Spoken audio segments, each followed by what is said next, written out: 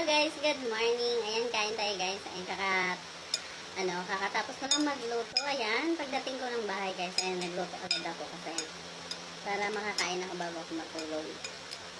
So, yung kanin ko guys, hindi ko na siya niluto kasi yung sinain ko kahapon, ayan, ay hindi ko naman talaga naubos. Nalagay ko sa ref.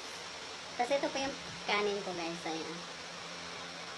Ayan, sinabawan ko siya ng gata, kaya siya ganyan. So,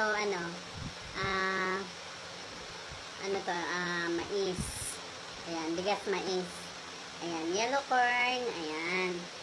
So, ang niluto natin ngayon, guys, ay Bicol Express na may sitaw. Yun. Tapos yung, guys, hindi po yung karne. Kaning baboy, ano to yan, manok. Tapos, bumili din ako guys ng tawag din hipon. Ayan, hipon. Nilagyan ko rin ng chicken. Ayan. Maanghang yan siya guys. Ayan. May kamatis, sibuyas. Ayan. Maraming sili. Ayan. At marami din yan siyang kamatis. Ayan. So, yung ulam natin for today. Ayan. Kain na tayo guys. Ayan. Tapos na ako nakahugas guys ng kamay. Kasi gusto ko magkamay, gawa ng yung kanin ko is mais. So matigas kasi siya. Ganito pala yung mais. Ayun, matigas siya. Kaya may isang kinakain ko guys kasi nga sa bigas na rice, yung rice. Mabilis ako tumaas yung cholesterol ko, hindi naman cholesterol, yung timbang ko. So dahil yata doon sa anong tawag doon sa bigas na, kasi ang bigas daw matamis yan. So prone tayo ng ng diabetes. Ayan, saka mabilis tayong bumigat pag yung nakain natin. Ito kasi guys, ayun, organic siya. Tas hindi siya nakakataba. Marami po siyang search nyo guys sa Google. Tinamad sa pag-explain. Ayan, marami siyang guys, magandang maidudulot sa katawan natin yung bigas mais yan. Ano mo kunan? May kunan ha? Ay, maanghang talaga siya guys, yung ulam natin kasi Bicol Express yan.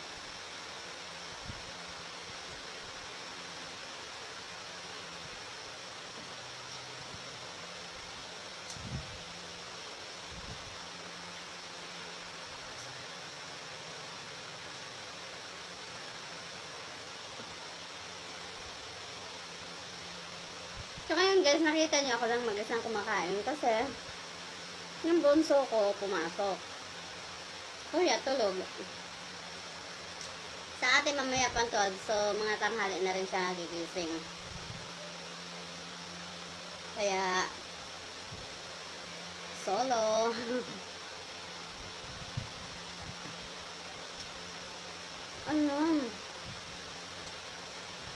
Nakatsamba ako guys sa luto ng alamang. Ang sarap niya. Kasi nga, ang ginawa ko nito habang ginigisa ko yung mga pangsahog, ayan, hindi ako naglagay ng tubig. So, ang nilagay ko yung gata galing dito. Nagbawas ako. Tapos, medyo apaw siya konti dun sa mga pansahog. Saka sa alamang at yung karne. Kasi naluto na siya. So, nilagyan ko siya ng sabaw. Siguro mga 4 na, na sandok. Tapos, pinahupa ko yung sabaw. Then, nilagyan ko ng kaunting asukal. Ano siya? Ang sarap. So, guys, pag nagluto kayo ng alamang, huwag niyo pong hugasan, guys. Yung alamang. Ang gagawin niyo, pigaan niyo lang. Kasi para matanggal yung super alat. Ang matitira lang is yung alamang. Pero yung alat na nasa loob, nandiyan pa rin. So, hindi mo na siya kailangan lagyan ng asin.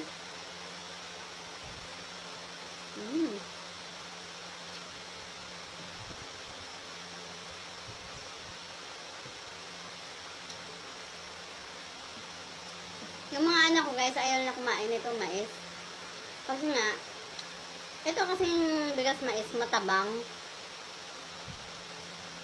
na masapra siya kasi maliliit yung grano niya. Hindi katulad dun sa bigas na malalaki. Kaya pinagsain ako guys, para sa akin lang talaga.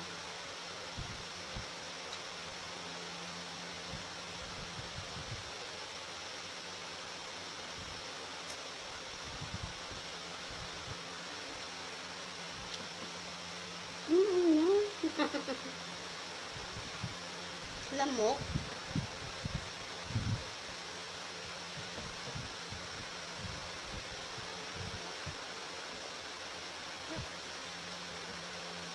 Masarap kumain pag nakakamay ka guys. Especially pag ano, bigas mais. Kasi yung bigas mais, kailangan mo durugin siya para lumambot. Lagyan mo siya sa sabaw para siya lumambot.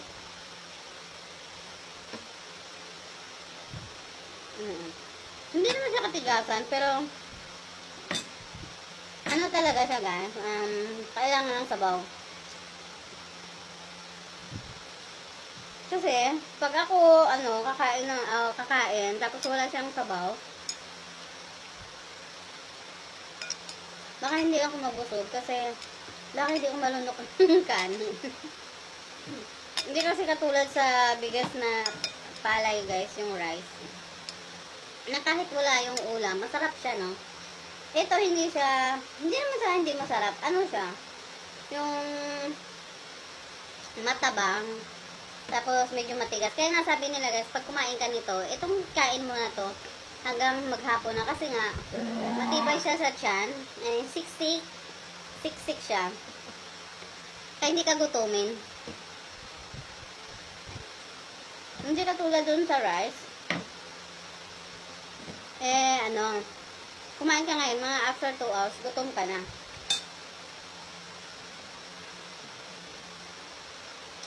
Next pala guys, ang bibilhin ko naman yung white naman siya. Ito kasi hindi pa ako nakatry nito, kaya ito yung tinry ko. Pero pareho lang naman sila ng lasa. Pero sabi nila, marami nagsasabi na mas masarap daw yung white. Kasi galing talaga yun dito sa Pilipinas. Ito kasi guys, binili ko to from Cebu. Pero siguro galing din ng ibang bansa to. Kasi, sabagay, sa ibang lugar naman, may nagtatanim talaga ng yellow corn.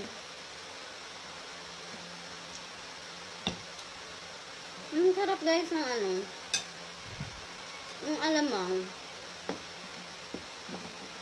Yung alamang guys, siya, hinaluan ko siya ng chicken at yung picho. Puro siya laman. Yan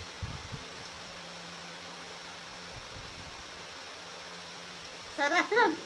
Wag ka masyadong kumain nito guys. Kasi din, kahit na ganyan yan siya, medyo maalat pa rin siya. Yung pampalasa lang ng kanin.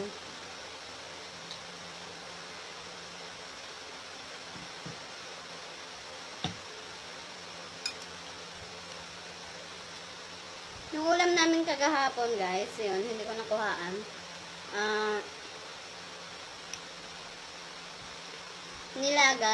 Nilagang baboy na may may mais. Meron pa sa rep. Tsaka na lang to, pag kasi mas trip ko ngayon yung may gata.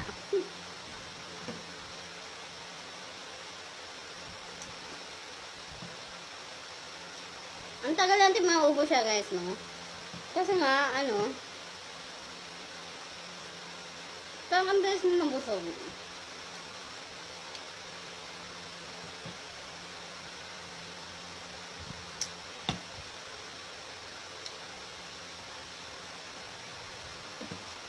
Alam mo guys, lahat na lang tinry ko sa akin. Para lang sa healthy natin. Kasi gusto ko maging healthy pagdating ng araw na medyo matanda na tayo. Kasi ayaw ko pabigat sa mga anak ko. Gusto ko umabot ako ng 70 pero wala pa akong sakit.